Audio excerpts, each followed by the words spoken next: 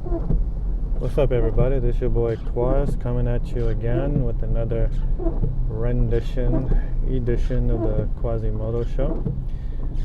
Yes, as you can see, it's rainy and gloomy here today. Kind of reflects my mood. To be honest, I'm really not in the mood to be doing podcasts lately. As most people could tell, haven't been putting up my podcasts on a regular schedule, but just got a lot of personal shit going on, lots of drama going on in my life right now.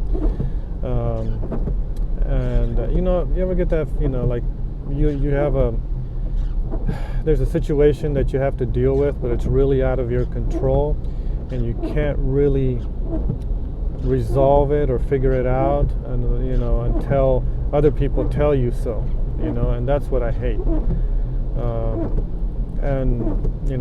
I can't go into details because I really don't want to, but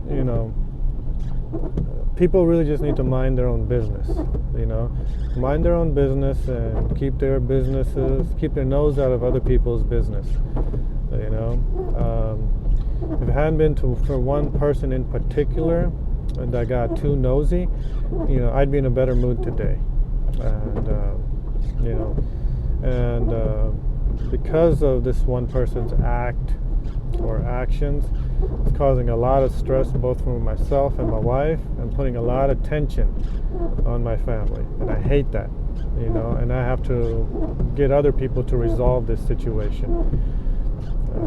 But anyways, I don't want to let the whole show be a party pooper.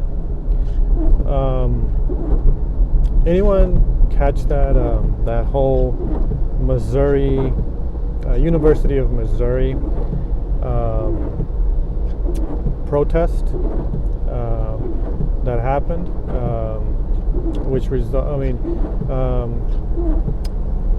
Long story short, a bunch of students, I'm not going to say black students, it was all students, minorities, blacks, whites, Asians. They were upset by one of the, I don't know if he was the president or chancellor or whatnot, of University of Missouri, Tim Wolf, I think that his name is.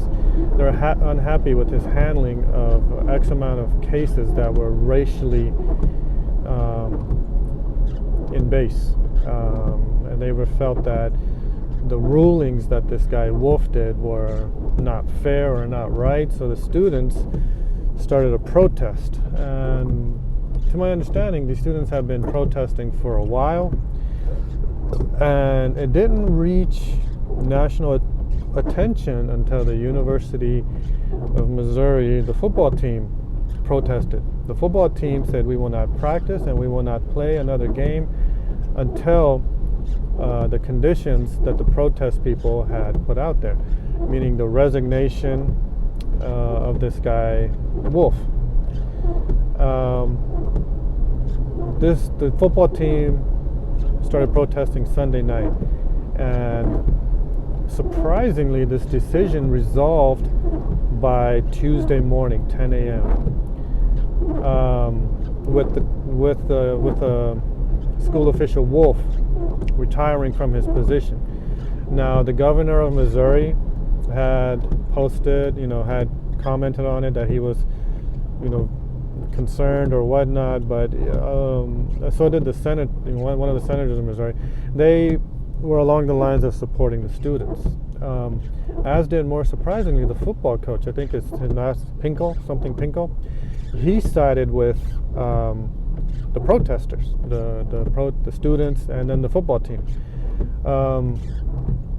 This was really shocking in terms of how it progressed and what the outcome was. Now, what was shocking was before this protest had been going on for a while. There was actually, I think, one student who had started the protest.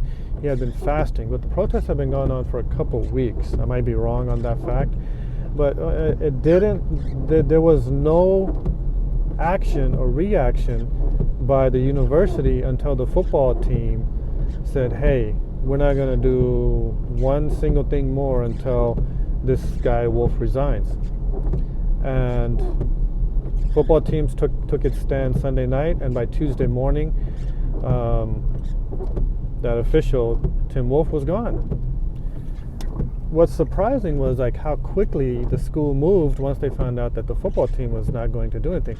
Because let's be honest, there's a lot of money at stake with the football program. Missouri was scheduled to play BYU, and there was, a windfall of $1 million that the University of Missouri had to gain from that game alone.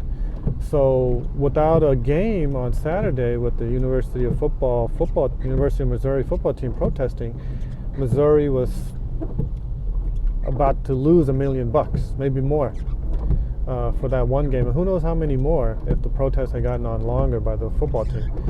That tells you where the officials really stand, because at first they ignored the students who really didn't have any leverage. They're protesting. Tim Wolf's like, well, let them protest. I ain't going anywhere. But when the football team protested and money was at stake, swift actions, people higher than Wolf were like, you got to step down. And that's just what was surprising and shocking and funny to me. And it also tells you the power of protest, what a single person can do to change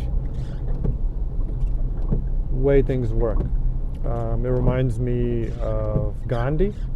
It reminds me of Martin Luther King. It reminds me of Muhammad Ali, a handful of protesters that did the same thing. They protested in their own way, but they stood by their beliefs until their actions were resolute. And on the one hand, great for the protesters and the football players for actually taking a stand and doing this. On the other hand, shame on the University of Missouri, the officials, for failing to act only until money was at stake. My immediate thoughts was like, what does this hold for the future? Now that these football players in Missouri have shown the world, or at least the college football world, and even professional sports on a level, or in other sports, just how powerful they can be. Are we to see more protests like this in the future from other schools, other leagues? College basketball, college football, of course, NFL. NFL, they have a union and everything, so does the NBA. More goes into it. It's mostly money-based, but I give the utmost respects and congratulations for what happened with those protesters. Never fails to tell you what one person or what one group can achieve if you're resolute in your convictions. And that was a beautiful thing to see the powers that be, air quotes, squirm like that when they realize, hey, this is serious. Football team's not going to play. We can end up losing $1 million this Saturday, and who knows how much more in the coming weeks. But yeah, that was.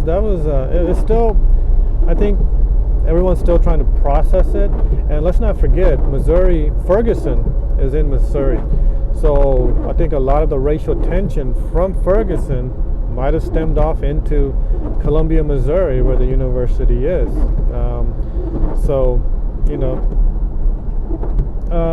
Still, I think a lot of the nation is still processing and digesting and trying to figure out what just happened here, because it happened so quickly from Sunday to Tuesday. I think when we take a step back and take it all in, we'll be able to figure out a little bit better, okay, well, this happened, that happened, and what do we do from here on out? I'm definitely sure other school officials are taking a very close look at this. NCAA included. They might just make addendums or rules. They're like, if the football team or whatever team protests, you could lose your scholarship or whatnot. Rest assured, school officials in the NCAA, their priority number one is their money and keeping the money machine rolling without any interruptions. So, my predictions is that for school officials, conference officials, NCAA officials, they might make a rule like, if we do have this protest, they might have some legal talk in it, without prior, heads up or whatnot, that you could jeopardize anyone that protests. Any scholarship athlete that protests could be in jeopardy of losing their scholarship, which would be a shame, isn't it? These college athletes, they have so little rights to begin with, and they don't see dime one from the millions being made off of their backs, just to knock them down a notch again, saying, no, you can't do this, you can't protest, you can't do this, you'll lose your scholarship. But I think that's what might happen. Will other schools protest for whatever beefs that they might have? Sure. Don't forget, I think it was just maybe a year and a half ago, the Northwestern football team filed for the right to form a union because they felt that the football team should be paid, but they were not. So the football team did file in federal court in Chicago the right to form a union, and they were granted that permission because the judge sided on the football team's favor, that this is laborious, what these college football players are doing, and they should have a right to form a union. Where that might go to as far as being paid, who knows? But it's looking like more and more that we might be seeing the end of this free labor that college athletics has monopolized and taken advantage of for decades. There's enough money to go around to pay everybody, but these school officials, these conference officials, these bowl officials, these NCAA officials, they're so goddamn greedy, they're just like the wolves on Wall Street and big corporation. They want more money, and they'll do it at any way they can. Step on necks, breaking backs, lie, cheat, and steal. They'll do it, But again, what happened in Missouri, I think, was a good thing, and we need to see more of that happening in college athletics.